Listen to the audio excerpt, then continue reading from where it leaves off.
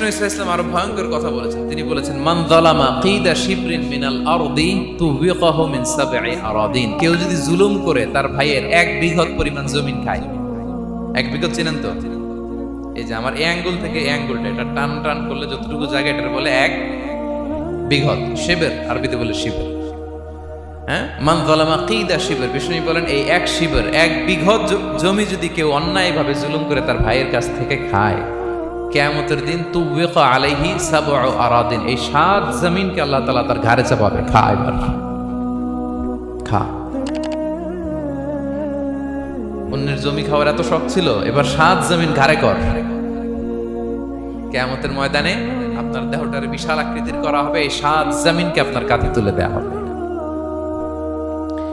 এজন্য আমরা অন্যের রাইটস, অধিকার যেন নষ্ট না করি, কারো উপর যেন জুলুম না করি, কোনোভাবেই না। আমরা নানাভাবে এই জুলুমটা করি। আমরা প্রায় দাদার সম্পত্তি থেকে ফুফুদেরকে বঞ্চিত করি, বাবার সম্পদ থেকে বোনদেরকে বঞ্চিত করি। হ্যাঁ, নিজের ভাই আরেক ভাইকে, আপন ভাই ভাইকে বঞ্চিত করে, জুলুম করে। এরকম দৃশ্যপট আমাদের সমাজে আছে না নাই বলেন তো? কিয়ামতের দিন আল্লাহর সুপ্রিম কোর্টের কাঠগড়ায় হিসেব দিতে হবে। আর এই জালিমিনদেরকে আল্লাহ তাআলা পছন্দ করেন না। এবং সবচেয়ে ভয়ঙ্কর ব্যাপার হচ্ছে, আপনি যখন কারোর উপর জুলুম করেন, ওই মাজলুম আর আল্লাহর মাঝখানে কোনো ফারাক থাকে না। আল্লাহ ওই ফারাকের পর্দা উঠায় নেয়। বিষ্ণুই বলেন, ইত্তাকি দাওয়াতাল মাজলুম, তোমরা মজলুমের বদদোয়াকে ভয় করো, খবরদার। কারণ ফাইন্না লাইসা বাইনাহা ওয়া বাইনাল্লাহি হিজাব, তার আর আল্লাহর মাঝে কোনো পর্দা থাকে না। দোয়া করলেই ওটা আরশে যেয়ে কবুল হয়ে যায়। আল্লাহ তাআলার চারিপাশে অনেক পর্দা আছে। কেউ কেউ বলে 70,000 নূরের পর্দা। 70,000টা সহিহ হাদিস দ্বারা সাব্যস্ত না, কিন্তু অসংখ্য অগণিত পর্দা, এবং পর্দাও এটা নূরের পর্দা। আচ্ছা বলেন তো, জানলা দিয়ে বাইরের আলো ঠেকাতে আমরা দেয়ালে জানালায় কি লাগাই? পর্দা লাগাই। পর্দাটা কিসের তৈরি? মোটা কাপড়ের, যাতে করে ওই আলো না আসে।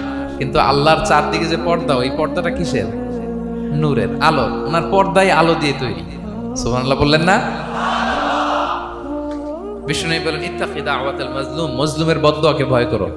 ফাইন্না লাইসা বাইনাহা ওয়া বাইনাল্লাহি হিজাব, কেউ যখন মজলুম হয়ে কেঁদে বদদোয়া করে, তার আর আল্লাহর মাঝে ওই পর্দা থাকে না। বদদোয়া করছে, ডাইরেক্ট কবুল। খবরদার আমার পেনাঙ্গের ভাইয়েরা, আমরা যেন জালিম না হই। In it's any form, operation in it's any form, যেই কোনো ভাবে, যেই কোনো ক্ষেত্রে, যেই কোনো ধরনের হইতে পারে জুলুম। কাউকে আপনি ছোট্ট কোনো কাজে ঠকালেন, বন্টন নীতিতে ঠকালেন, হ্যাঁ, জমি মেরে দিয়ে ঠকালেন, আমানত মেরে দিয়ে ঠকালেন, ইন ইটস এনি ফর্ম যদি জুলুম করে থাকেন, খবরদার। মজলুমের কান্না কখনো বৃথা যায় না। মজলুমের কান্না কখনো বৃথা যায় না। জীবনের কোনো না কোনো সময়ে এর প্রায়শ্চিত্ত আপনাকে করতে হবে। জীবনের কোনো না কোনো সময়ে এর প্রায়শ্চিত্ত করে আপনাকে মরতে হবে। তাহলে কোনো বিশ্বাসী কি জালিম হতে পারে? কারণ ইন্নাল্লাহা লা ইউহিব্বুল যালিমিন, আল্লাহ তাআলা জালিমদেরকে পছন্দ করেন না।